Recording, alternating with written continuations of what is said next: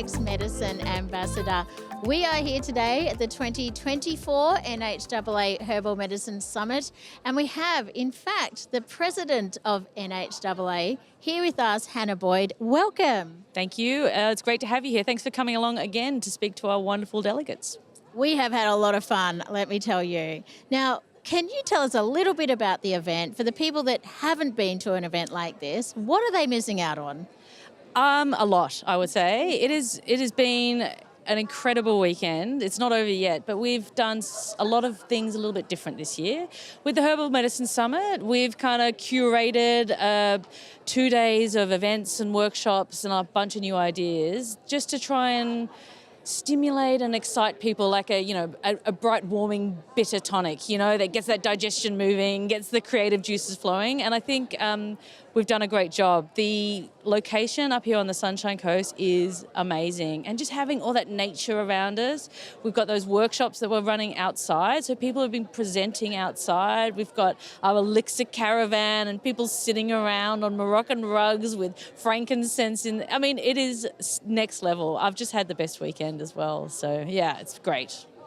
But what is the actual difference between the summit and a symposium? Because I think there's a bit of confusion there. Well, there is for me anyway. Yeah, look, we've always used to have the symposium as our mainstay conference, which was an academic conference. So a blinded abstract, anyone can apply, and I encourage everyone to apply. Write an abstract, send it in, and we have a panel that looks at them, doesn't see whose name it is, and we choose the program based on the abstracts.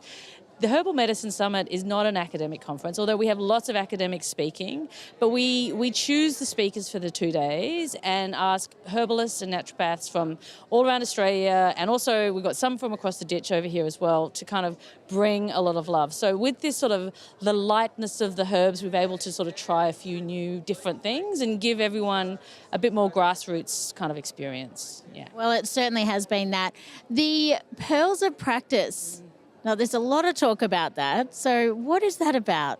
So not everyone, a lot of naturopaths are actually kind of shy sometimes. And I remember when I first started going to conferences and I'd see someone on a panel or a presentation, and you think, oh my God, that was so amazing. I wish I could go and speak to them.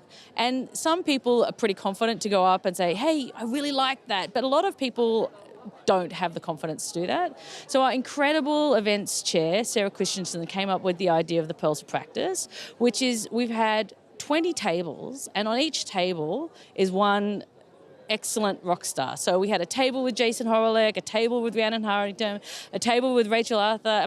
Like everybody, right? And there's 10 people sitting around it. So you get this kind of intimate discussion about a topic. So, Dawn Whidden was talking about, babies, and Kath Murphy was talking about postpartum care. And you could just sit there and have a really gentle, kind, soft conversation.